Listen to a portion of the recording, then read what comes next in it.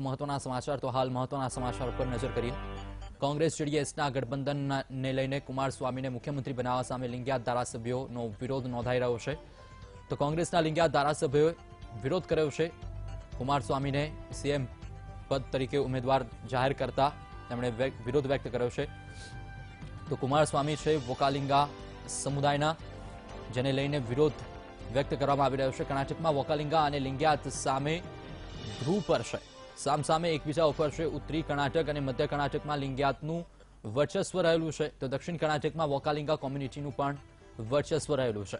જો વાત કરીએ કે જે રીતે વલણો સામે આવ્યા અને જે રીતે રુઝાન સામે આવ્યા ત્યારબાદ વોકાલિંગા અને લિંગિયાત સમુદાય વચ્ચે ક્યાંક મતભેદ સર્જાઈ શકે છે। તો કોંગ્રેસ જોડતોડની નીતિ અપનાવીને ગઠબંધન કરવા માટે આગળ આવ્યું છે। તો કુમારસ્વામીને મુખ્યમંત્રી બનાવવા સામે કોંગ્રેસના લિંગિયાત ધારાસભ્યોએ વિરોધ વ્યક્ત કર્યો છે।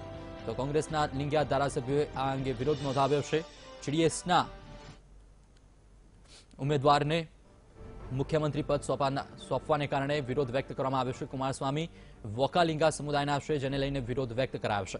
તો મહત્વની વાત કરીએ તો જે રીતે કર્ણાટક વિધાનસભાની બાજીમાં કોણ મારશે તે સવારથી લઈને વીટીવી આપને અહેવાલ પ્રસારિત કરી રહ્યો છે। સવારથી લઈને જે રુઝાન આપને દર્શાવી રહ્યો છે તેને લઈને જનતાનો જે જનાર્દન છે, જનતાનો જે પ્રેમ છે તે ભાજપને મળ્યો છે। તેને લઈને પણ ક્યાંક કોંગ્રેસ જે ગત વર્ષની જો વાત કરીએ તો ગત જે ચૂંટણીની અંદર 122 સીટો જે કોંગ્રેસને મળી હતી તેની અંદર ખૂબ જ ઘટાડો થયો છે। માત્ર 77 સીટો ઉપર કોંગ્રેસ અટકી પડ્યું છે।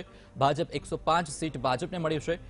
તો તેને લઈને ક્યાંક હવે જેડીએસ અને કોંગ્રેસ એકબીજા સાથે ગઠબંધન કરીને સરકાર રચે તેવી શક્યતાઓ પણ જોવા મળી રહી છે। મહત્વની વાત કરીએ તો કોંગ્રેસ હાઈકમાન્ડ દ્વારા પણ તેના ધારાસભ્યોને, કોંગ્રેસના નેતાઓને તોડજોડ ગઠબંધન કરવા માટે પણ આદેશ આપી દેવામાં આવ્યા છે। તો કર્ણાટકની અંદર ક્યાંક તોડજોડની નીતિ કામમાં આવશે તો ક્યાંક ગઠબંધન થશે, અથવા તો જે જનતાએ જેને જનાર્દન સોંપ્યો છે તે જ સત્તા સંભાળશે તેવું ચિત્ર પણ ક્યાંક સ્પષ્ટ થઈ શકે છે।